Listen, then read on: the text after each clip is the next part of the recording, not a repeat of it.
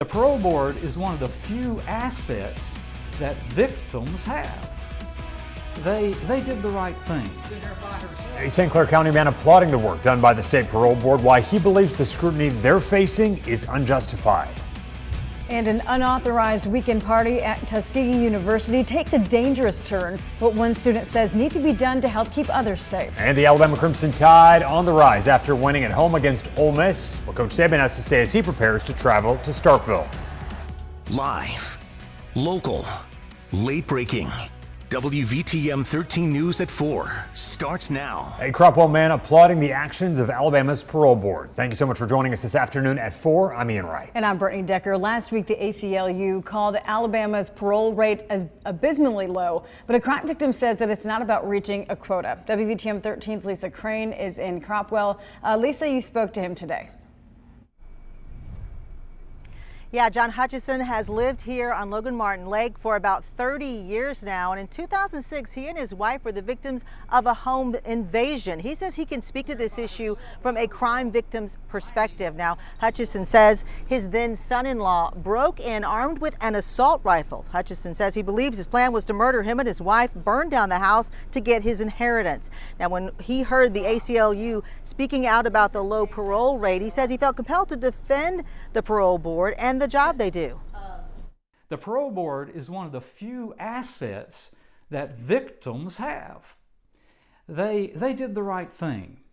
The parole board does what it can, but they do not need the ACLU second guessing them, pressuring them to meet a quota, a percentage for how many are released. Now, when his son-in-law was up for parole, he was denied, and Hutchison said that gave him and his wife some peace of mind until he was eventually released at the end of his sentence. Live in Cropwell, Lisa Crane, WVTM 13. Well, police in Sylacauga say a 72-year-old man stabbed a 25-year-old to death last night. Police say Frederick Norris was found injured on a porch on North Main Avenue right around midnight.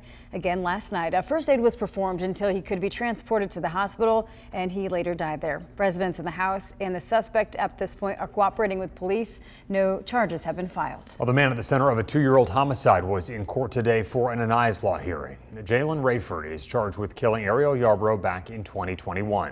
Remember, he was found hiding from police in Georgia, brought back to Alabama last week. The judge gave him a $150,000 bond, though the DA wanted him held due to Aniah's Law, but the bond was revoked in an unrelated bribery case. He is currently being held in the Jefferson County Jail.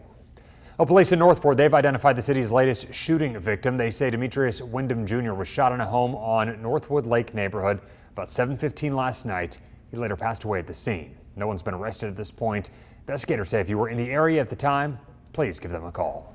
An unauthorized party on Tuskegee's campus took a dangerous turn over this weekend. Police say 2 people were shot at the party at the West Common student housing complex. 2 students were also injured while trying to flee the scene. One student heard multiple gunshots go off at the party, at which point she joined several others to rush to get out. She says much more needs to be done to keep students safe.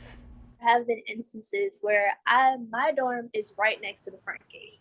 There have been instances where people can just come on campus and there's nobody even sitting there to check. There's times where the gate is just open, or people can come through the back gate, or they only really check for IDs when it's a football game or when the senator was here last week. Investigators say at least 30 rounds were fired in the chaos. So far, no arrests have been made. Well, today is the day a special master is supposed to submit 3 possible redrawn congressional maps. Back in June, the Supreme Court ordered our lawmakers to redraw the map to include a second majority black voter district after they failed to do so during a special session. A federal panel handed the responsibility to the special master. The state has vowed to fight the redrawn map whenever it does become available. House Republicans scrambling for a path forward to avert a shutdown on October the 1st. Millions of federal workers, including military personnel, facing delayed paycheck if the government shuts down. And with time running out, House Speaker Kevin McCarthy today expressing optimism that a deal can still be reached. Alice Barr has more from Washington. In the nation's capital today, it's the start of a week that could end in a government shutdown. House Speaker Kevin McCarthy insisting a deal to fund the government is still possible and sending a pointed message to the hard-right members of his own party standing in the way. If people want to close the government, it only makes them weaker. Why would they want to stop paying the troops or stop paying the border agents or the Coast Guard? Hardline conservative Republicans not backing down on their demands for steep spending cuts. Folks like me, we're sticking to our guns, and all of a sudden we're the bad guys because we want to balance our budget. Speaker McCarthy today signaling potential progress with some of the holdouts. Apparently they're willing to work now, so we could have an opportunity. As they race to reach a short-term funding deal before the deadline, when federal workers could be furloughed or their paychecks held up, including members of the military. You're talking about people not being able to come into work at a time when, again, we're facing rising threats all around the world. We really need our full military at their 100%.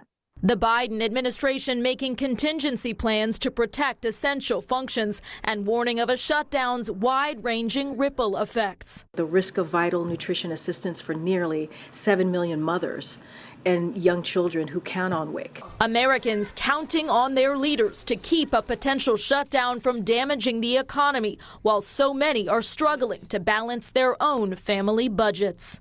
Even if the House does come up with a short-term funding deal, it would still need to clear the Senate, led by Democrats who would likely balk at terms from hard-right House Republicans. Senators are working on their own proposal, but right now there is no deal in sight.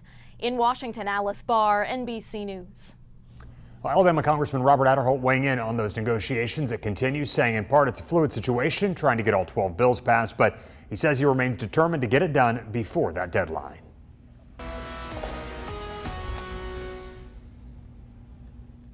If you've been missing it, it's at least raining in Tuscaloosa right now. It's 73 degrees after being up close to 90 earlier this afternoon. That is a nice, hefty downpour that's been just sitting right over the city for about an hour now. Wind is out of the east at 10, and it's one of the only spots in the entire state where it's rained any considerable amount whatsoever today. A little bit of light rain trying to stray into parts of Jefferson County and Shelby County, but it's really Tuscaloosa County that has had the lion's share of this today, and this is what it looks like on WVTM 13. Live Doppler radar now, heavier rain shifting down toward the south, especially down toward the Hillcrest area, Big Sandy, and then down toward Duncanville as well. Other isolated showers are possible through the evening, but the greatest concentration has been from Tuscaloosa south and west down into Mississippi. So a limited chance of a shower through about 11 p.m.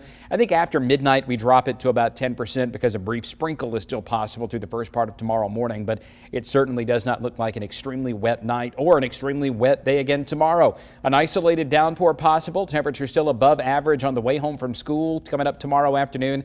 A high close to 87. We'll show you how temperatures are going to stay on the warm side and how we continue with this chance of at least a few showers for several more days in our 7-day forecast. Ian and Brittany? All right, so it was a hard-fought battle, but the Alabama Crimson Tide, they seem to be on the road to redemption after securing that win Saturday against Ole Miss. Yeah, this was due in part to a healthy run game spearheaded by QB Jalen Milroe, who completed 17 of 21 passes to help rally the Tide to a second-half win. Coach Nick Saban was really proud of his team's turnaround, but reiterated that they still have a long way to go.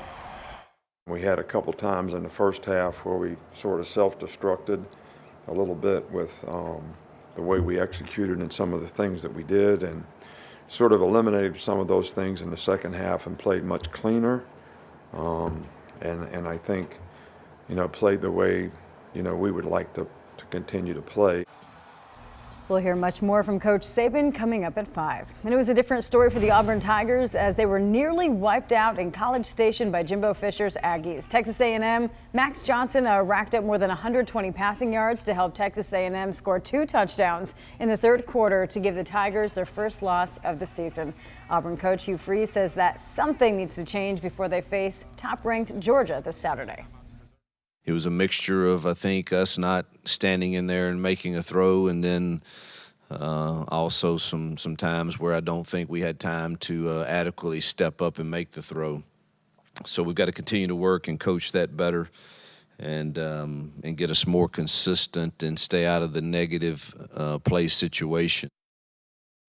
And it was a battle between David and Goliath, and this time Goliath Georgia Bulldogs pummeled the UAB Blazers in Athens. So where do they go from here? Yeah, WVTM 13 Sports Director Ryan Hennessy caught up with Coach Trent Dilfer to see what needs to happen before they hit the road and head to New Orleans. The UAB Blazers sit at 1-3 on the season after a loss to the #1 team in the country, the Georgia Bulldogs. Now they turn the page and taking on a tough Tulane team. Their quarterback Jacob Zeno is about to rewrite all the records for quarterback at UAB. A tough challenge though as they go on the road to the Tulane Green Wave. I keep hearing this, well, if they play well against Georgia, they should play well in the American. Tulane could have gone in there and played better than we played. Okay, we have, I would say, almost an equal challenge this week. Kickoff between UAB and Tulane set for an early kick, 11 a.m. Here at UAB, Ryan Hennessy, WVTM 13.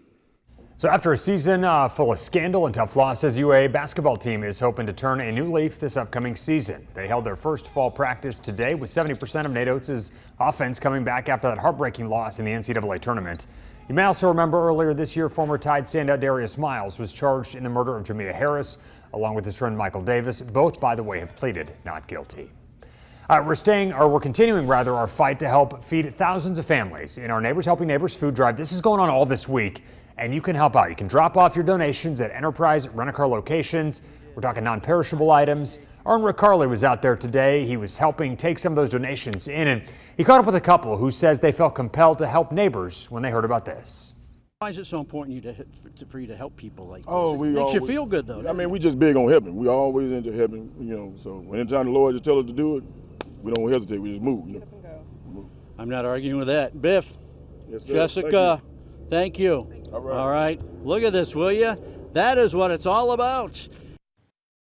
All right, so we appreciate that donation and so many other donations that have come in over the past week or so. Again, this is going to continue. If you want to help your neighbors keep food on the table, head to our website. You can go to our app. We got a list of locations for you.